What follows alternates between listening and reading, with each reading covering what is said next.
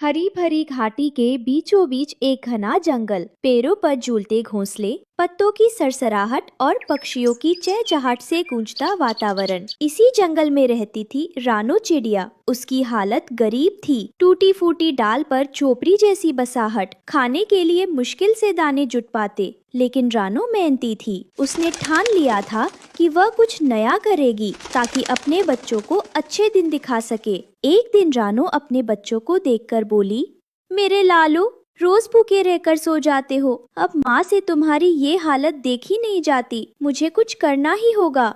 माँ, हम दाने ही खा लेंगे, हमें और कुछ नहीं चाहिए। लेकिन रानो का दिल भरा हुआ था। वो सोचने लगी, जंगल में बाकी सब कुछ बिकता है, लेकिन अगर मैं कुछ अलग बनाऊं तो सबको पसंद आएगा। उसे याद आया कि जब वह छोटी थी, शहर के बगीचे के पास इंसानों को एक लंबी लंबी नूडल जैसी चीज खाते देखा था, जिसे वे चाउमीन कहते थे। उसकी खुशबू ने उसे हमेशा ललचाया था।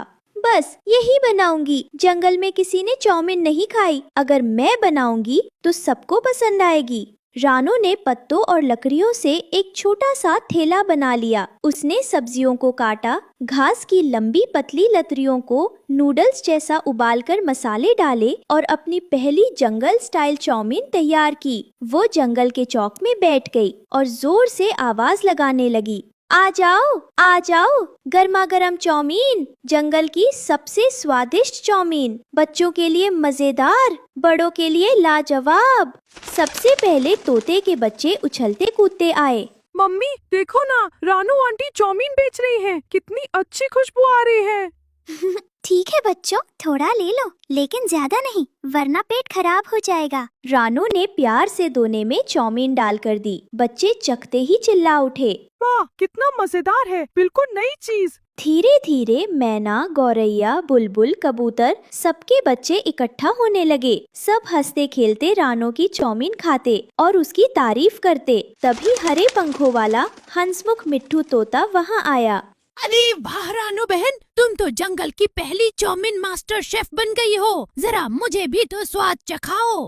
लो मिट्टू भैया, तुम्हारे लिए खास प्लेट, बताना कैसा बना है। मिट्ठू ने एक कौर लिया और उसकी आंखें चमक उठी। उफ, क्या स्वाद है, इसमें तो प्यार भी मिला हुआ है। रानो बहन, तुम्हारा ठेला बहुत चलेगा। सच कह रहे हो, मुझे तो डर था कहीं सब हंस ना दे।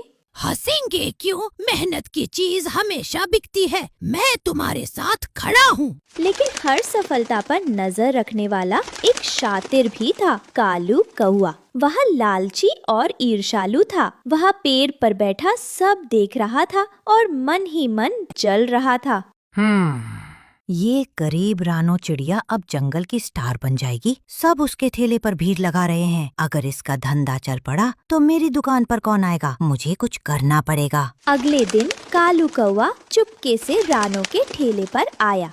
अरे रानो बहन, वाह क्या महक है, तुम तो कमाल कर रही हो। जरा मेरे लिए भी एक प्लेट बनाओ। बिल्कुल कालू भैया, लो गर्मा गर्म घास वाली चाउमीन खाओ। कालू ने खाई, लेकिन चेहरे पर बनावटी मुस्कान लाई। स्वाद तो सचमुच अच्छा है, लेकिन अगर ये चल गया तो मैं पीछे रह जाऊंगा। मुझे कोई चाल चलनी होगी। रात को कालू चुपके से रानो के ठेले के पास आया। उसने सब्जियों पर मिट्टी डाल दी, नूडल्स बिखेर दिए और ठेले को उलट पुलट कर दिया। सुबह जब रानो आई तो सब देखकर रो पड़ी। अरे ये किसने कर दिया? मेरी सारी मेहनत मिट्टी में मिल गई। अब बच्चों को क्या खिलाऊंगी?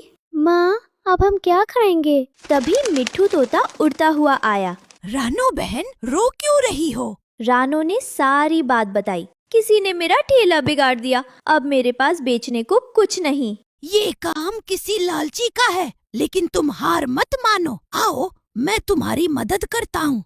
उसने जंगल के बच्चों को बुलाया। सबने मिलकर फिर से ठेला सजाया। तोती तिनके लाई, कबूतर ने पानी लाया, तोता बच्चों ने सब्जियां काटी। शाम तक ठेला पहले से भी सुंदर बन गया। तुम सब मेरे अपने हो। अब चाहे जितनी मुसीबत आए, मैं हार नहीं मानूंगी। लेकिन कालू शांत कहाँ बैठने वाला था। उसने सोचा, ठेला तो बच गया, अब क्यों ना अफवाह फैलाई जाए। अगले दिन वो जंगल के चौक में चिल्लाने लगा, अरे सुनो, रानो की चाउमीन मत खाना, उसमें जहरीले कीड़े मिलते हैं, बच्चों को बीमार कर देगी। कुछ पक्षी डर गए और ठेले पर आना बंद कर दिया। रानो उदास हो गई। ठेले पर ग्राहकों की कमी होने लगी। मिट्ठू को जब ये पता चला तो उसने योजना बनाई। सुनो सब लोग, आज मैं रानो की चाउमीन सबके सामने खाऊंगा। अगर इसमें जहर हुआ तो मैं मर जाऊंगा। सब पक्षी इकट्ठा हो गए। मिट्ठू ने ठेले से गर्मा गर्म चाउमीन खाई। देखो, मैं तो जिंदा हूँ और खुश भी हूँ। इसमें तो प्यार और स्वाद है, जहर नहीं। कालू कौवा झूठ बोल रहा है। भीड़ ने कालू को घेर लिया और सब ने उसकी चाल पकड़ ली। कालू शर्म से वहाँ से भाग गया। अब रानो का ठेला और भी मशहूर हो गया। हर दिन सुबह से शाम तक भीड़ लगी रहती। रानो आंटी की चाउमीन सबसे टेस्टी डिश, खाओ एक बार फिर करो सिर्फिश। आज मैंने सीखा कि मेहनत और सच्चाई के आगे झूठ और लालच टिक नहीं सकते।